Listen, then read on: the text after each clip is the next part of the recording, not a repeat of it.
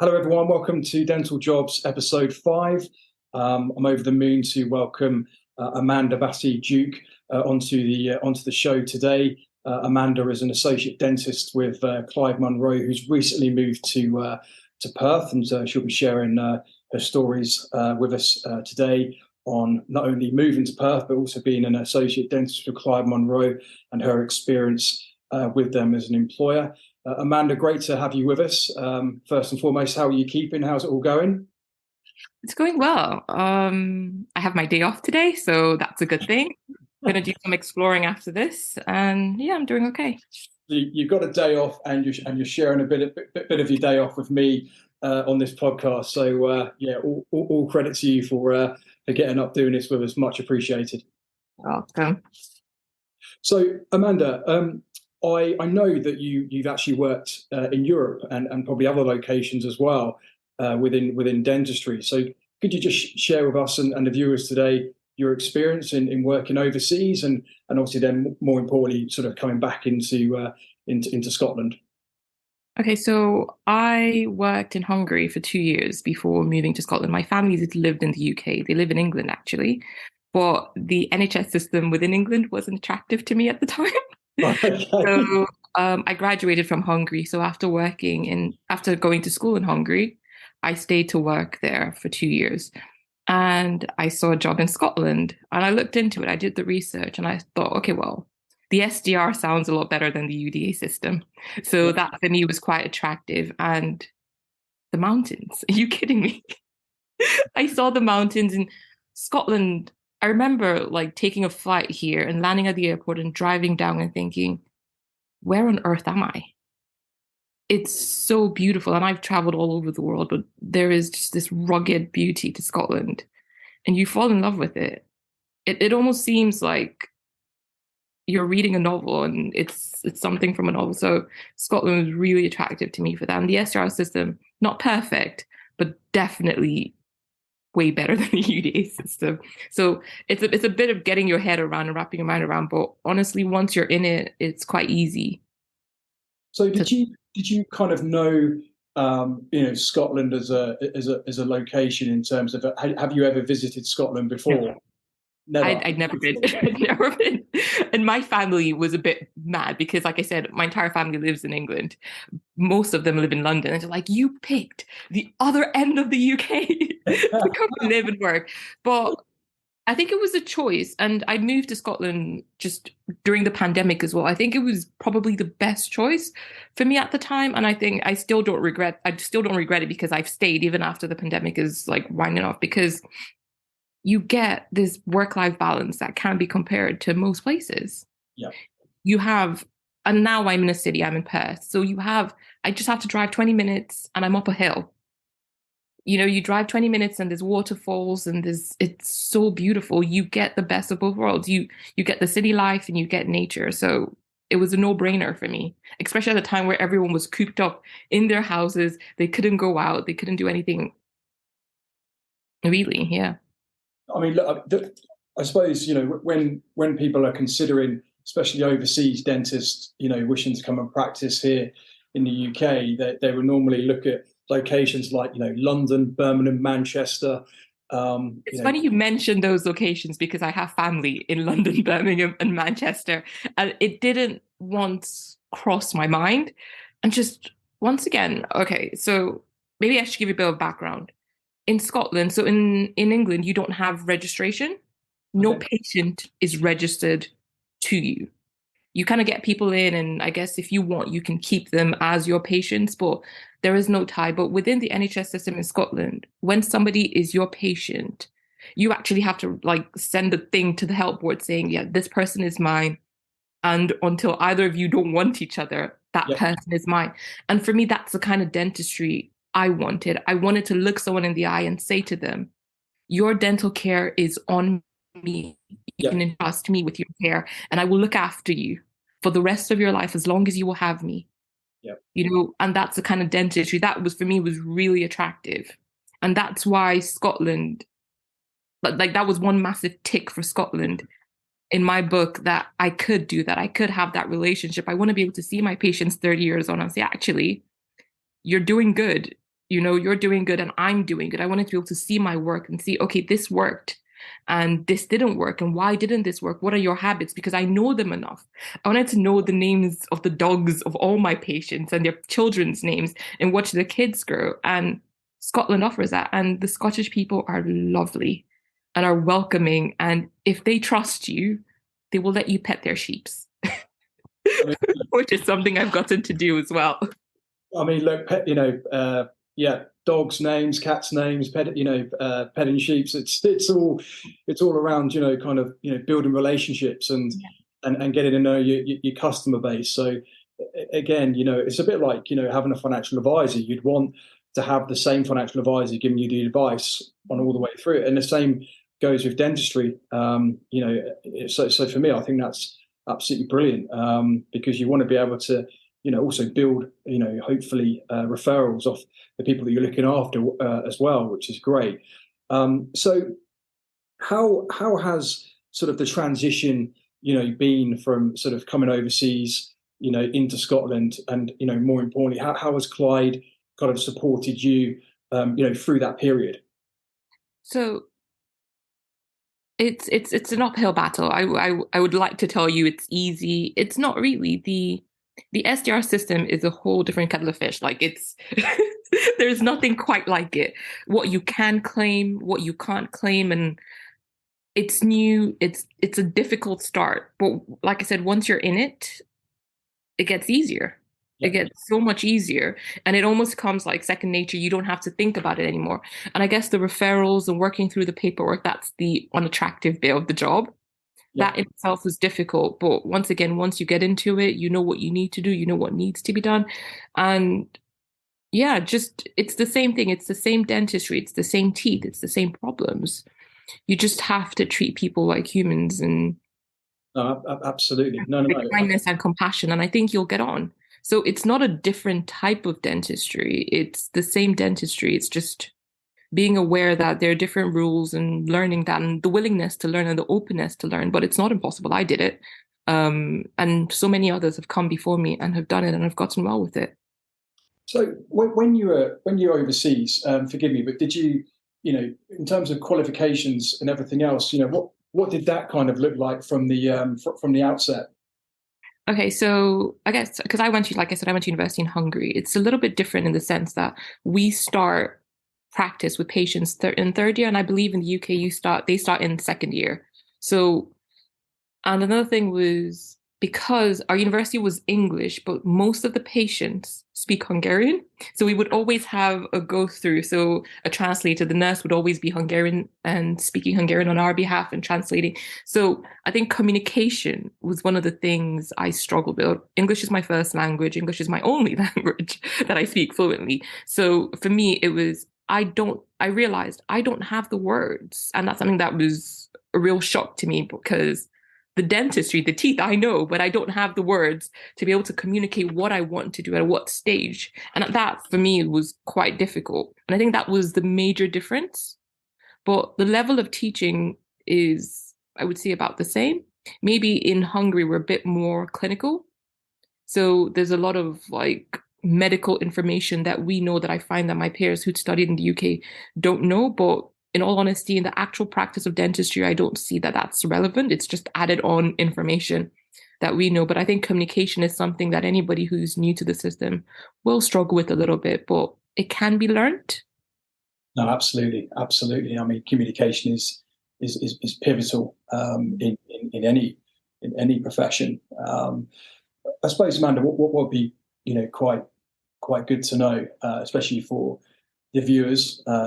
Some people considering a career, with Clyde Munro, is what initially drew yourself to Clyde Munro. Oh, that's easy. Mentorship. That would be the first thing. I have a whole list, but the first thing was mentorship. I work at the Center of Excellence for Clyde Munro. So I work at their main branch in Perth. And when I was considering the job, I'm also doing an MSc in restorative and aesthetic dentistry. and a postgraduate, simultaneously postgraduate diploma in orthodontics, because why not? And one of the things that really drew me to Clyde was the clinical lead at my practice. And mentorship is something that I feel like you need. And the more I went on with the course, the more I realized I need somebody who shares my vision, who's doing something similar, who understands what I want to achieve for myself. And I spoke to the clinical lead and I said to him, well, this is what I'm looking for. And I know that you have no incentive to help me because he's not being paid to help me or to guide me or to mentor me. And and I said, I'll probably ask you why 1,000,001 times in the day and probably drive you a little bit crazy. And are you sure you want to do this? And he looked me straight in the eye and he said, yes. And he said to me, I will do this. I will help you where I can. And if I can't, I will find somebody that can. And he's kept his promise every single day. So this was, like I said, he had no reason to, and he did. So that was what drew me to Clyde Mun Watts. Another thing was, I guess, the educational program that they have. We have the we have the academy right above my practice, which is perfect because I love to learn. And Clyde Mun has invested millions in making sure that their associates have everything available to them. And the fact that I have that in my building is just the cherry on top because I love to learn. I would eventually love to teach and to have that opportunity within my own practice. It's honestly been a gift. Doesn't it feel, quite comforting to know that you've got an employer that, is willing to invest in your future? And you obviously have, somebody in clinical lead that wants to support you in getting you to where you want to be in your. 100%. You hear the horror stories. So, and in fact, I had my reservations even taking the job because I was like, I don't want to work for a corporate because I've heard this and I've heard that, and you hear all the horror stories. But honestly, that's not been my experience. I can only speak for myself, but that's not been my experience. I can even tell you, so something that's because you think of a corporate and you think of it being a massive company with no faces, but there's been a face for everything. When I moved into Perth, I couldn't find a flat. I was driving 160 miles to just come and look at places, and I couldn't find a flat. And when I finally found, well, the agent finally said to me there is a flat available, I couldn't drive down at the drop of a pin to just come and look at the flat. And my recruiter actually came and saw the flat on my behalf. Wow. She was like, Amanda, I got you. She drove into the place and she turned on her camera and she was like, this is it. This is what I like about it. Okay, you're gonna need to work on it. She didn't need to do that. Wow, that is a dedicated recruiter, isn't it? I mean that's fantastic. I mean, So also, every step of the way, if I faced a challenge, if I was unfamiliar with something, it was okay. I would go to her because she was the only one that knew at the time. And eventually I started to know other people and I'd go to them. And it was something as easy as Nicola telling me, actually Nicola Logan is our head of HR, saying to me, Amanda, I don't know the answer, but I'll get back to you. And within 2 hours, someone's gotten back to me. Someone who I didn't know 2 hours before has gotten back to me, or I'll send a message to the practice manager saying, actually, I'm not familiar with this. Can I have training in this? And she'd be like, I don't know the answer, but I'll get you someone that knows the answer. So this faceless corporation has faces. You just need to ask the right questions. absolutely, absolutely. And I think, what Clyde Mun understand more than anything is outward communication to all team members, which I think is fantastic. And obviously you're very much echoing this today. We know that the likes of AI, digital dentistry is changing things. How has the integration of digital dentistry impacted your role as a dentist at Clyde Mun? I know it's only been a short period of time, but what have you seen so far? No, it's really, and I'm going to be myself here, really, really cool. It's honestly, I can tell you, I got to use, so we have this thing, it's called Pearl AI. Yep. It's second opinion. So it reads the x-rays. And I remember having a chat with Amy Donnelly, and she's like the one of the people in charge of like bringing technology into Clyde. And she was telling me about it, and I thought, sign me up, tell me what I can do, tell me how to use it. And within a day, I've gotten in touch with the people from Pearl, and we had like a whole thing about how to use it, really easy to use. And what it does is that it shows you on the X-ray where the decay is, where the gum levels are. It measures every single thing, and it color codes it in a way that what I find really interesting is that it colors the tooth in like the enamel is one color, the dentine's one color, the pulp is one color, and you can explain that to the patient. This is the size of your decay because it color codes the decay in bright pink, and you can tell the patient this is where your decay is, this is where the nerve is, and this is what's happening, and these are the risks. And you're no longer showing a patient a massive gray screen and trying to explain to them what that gray shadow within a gray screen means. You have all of these colors. It's vastly increased my patient engagement, the communication I have with patients. And sometimes I print out their x-rays because it puts it into a PDF file that you can send to the patients or email to the patients or print out. And I show them, actually, this is what your x-ray looks like. And I highlight, this is where you need a filling, and this is why you need a filling there. And they understand it now. They're way more engaged, way more educated, and then they can make the decisions for themselves because they know what's happening. They know how quickly things can escalate. So you're no longer having like an abstract conversation, but they can understand better. I mean, And I think it's all about, patients really kind of understanding and being further educated as to, how you're helping them prevent, a disease or maybe a further disease. And I think, having this technology now is absolutely fantastic. definitely. What you've just said, Amanda, it keeps the patient more engaged. I think it's absolutely brilliant. We have some more as well. We have like dental monitoring, which is, I think for me that was a game changer because I want to do more orthodontic work. That's something that I'm passionate about. And what it does is you send a camera home with the patient. So you can actually track in live time, like what's going on with your teeth. They take photos, it gets sent to the practice, and you can see and you can track. And when something's looking a bit off, it sends a message to you saying, actually, things are not going well. Rather than having the patient come in every 6 weeks and like 4 or 5 weeks could have gone past before you notice something's gone wrong, you could see it live the day after it's happened. Get the patient in. And the patients, once again, can see as well. So they're following their journey because they can see it. They can see the changes. They like the fact that they can see the changes because orthodontic treatment takes time. It can be quite daunting on the patient.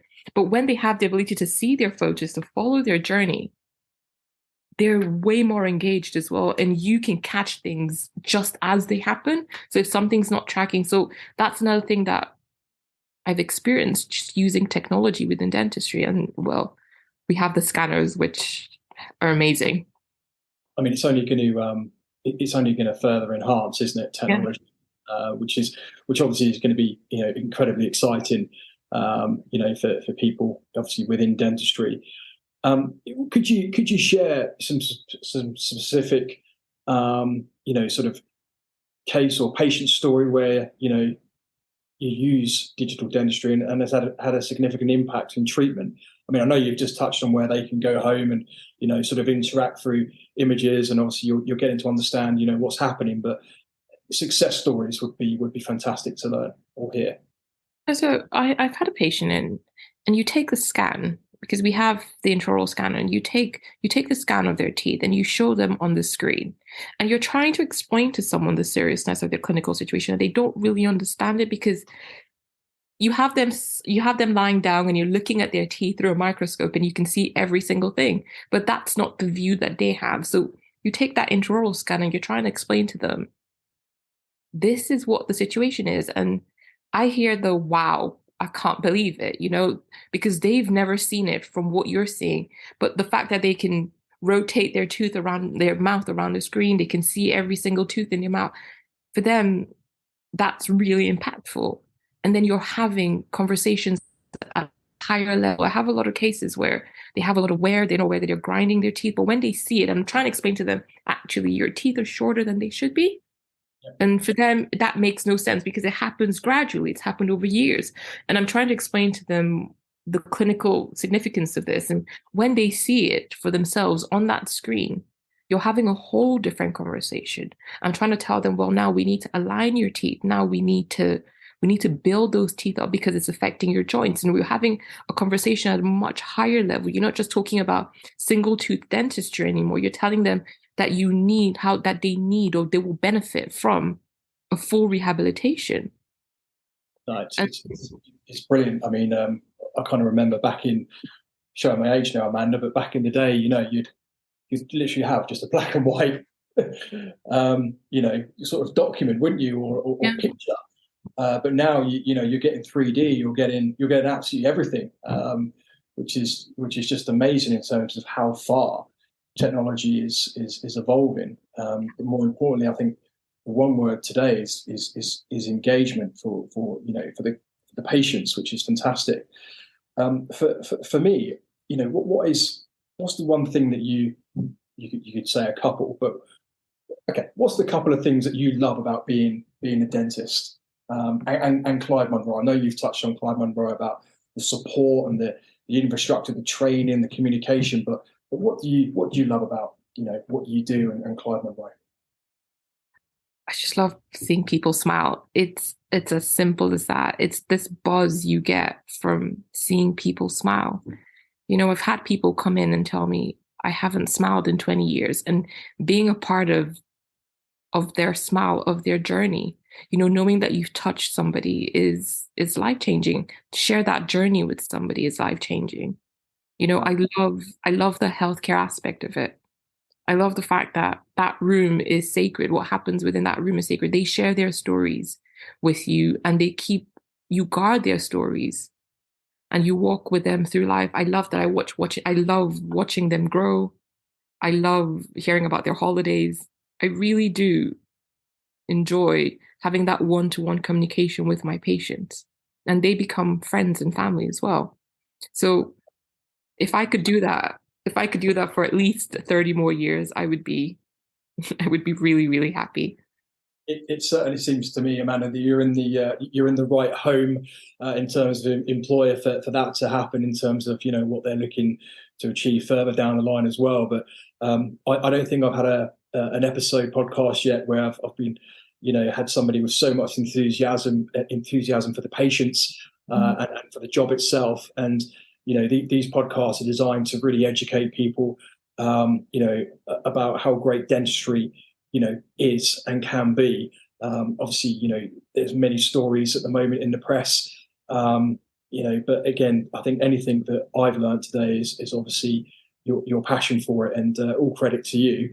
And you're going to help a lot of people make a great decision, hopefully, about joining Clyde in many months to come. So I really, really thank you for coming on the show today. It's been fantastic. Even I've learned things, which is brilliant. I just appreciate you coming on, and it'd be great to have you back on the show again, in a little further down the line as well. But thanks so much for coming on, and keep up the great work, and as you say, keep the patients smiling as well. Thank you for having me. No worries at all.